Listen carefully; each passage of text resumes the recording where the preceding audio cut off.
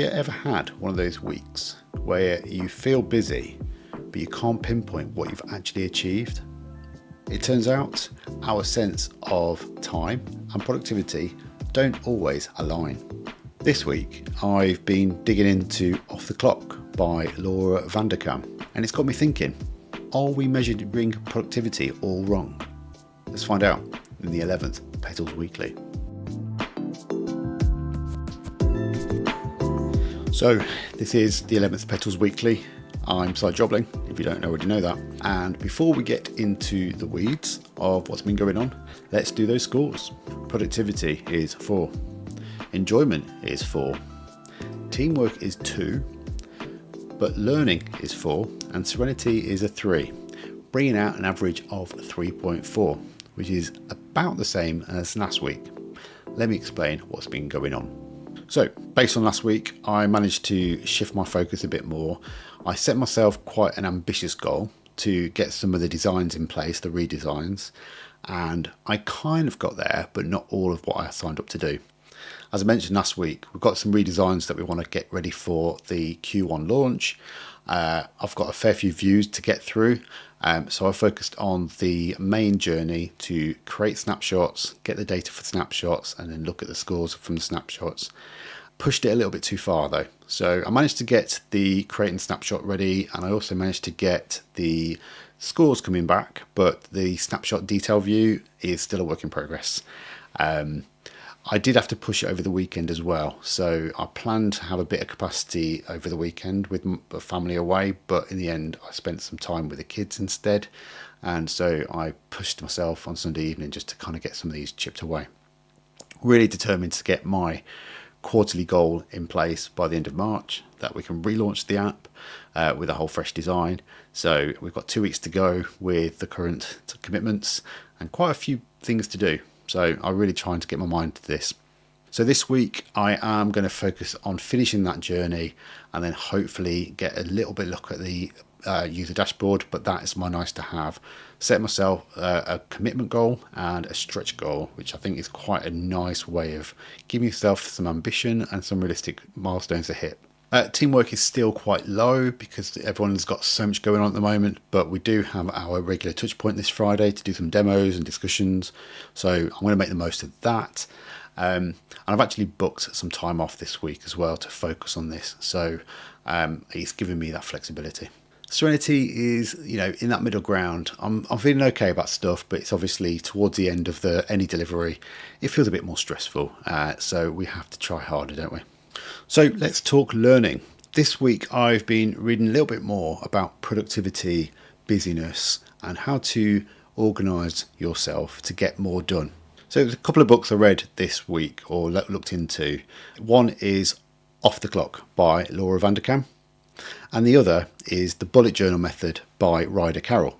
These are two books that look at quite common concepts, but actually it got me thinking a bit more about some of the practices I've put in place over the last few years to try and get better focus and productivity out of myself. This is generally around my side projects, but it does cross over into my professional life as well and my personal life, just to make sure there's a good balance around the three. Hence why my old podcast Make Life Work was such a hot topic for me to think about.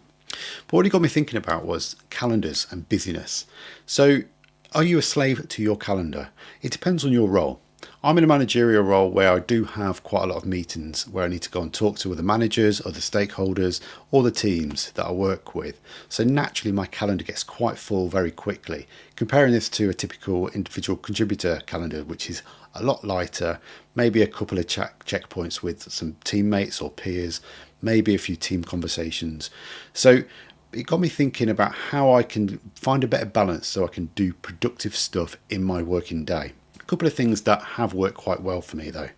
So back in lockdown, when I was trying to find time to do work, I was managing quite a few people across a number of teams, and that's why the productivity metric became quite important for me from the PETALS framework.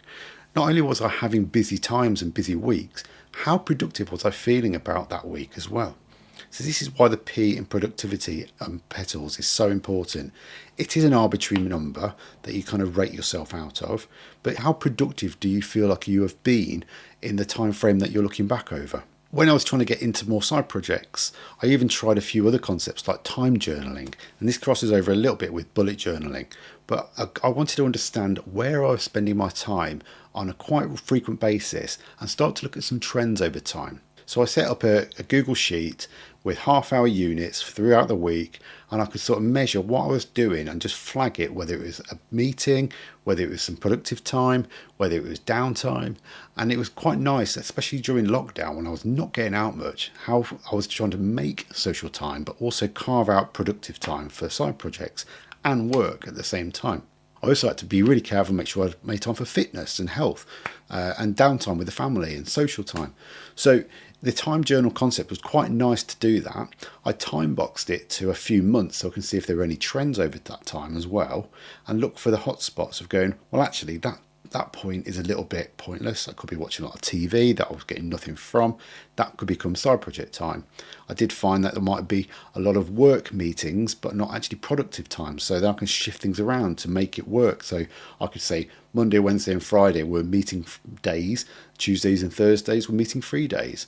One thing that I do now is I make sure that I block out every Friday afternoon as my focus time. Ideally, meetings work around this, and often the case they can. Occasionally, exceptions can slip through, which is completely understandable, but I'll make sure I balance it out. So at least I know that for half a day a week, I have focused time to get things done. The other added benefit of doing this kind of focus time is that you can reserve it for any learning you might want to do. We are very busy people, we are very productive, and there's a nice balance to have. When are you actually learning new things? And if you have got professional development plans in place where you need to do a bit more training or a little bit of focus YouTube learning or LinkedIn learning or Pluralsight or anything like that, when do you do that? So by protecting some windows around your week where there are spots of no distractions, actually when are you most effective at learning, because it might be better in the morning or afternoon depending on your personality type and your neurodiversity.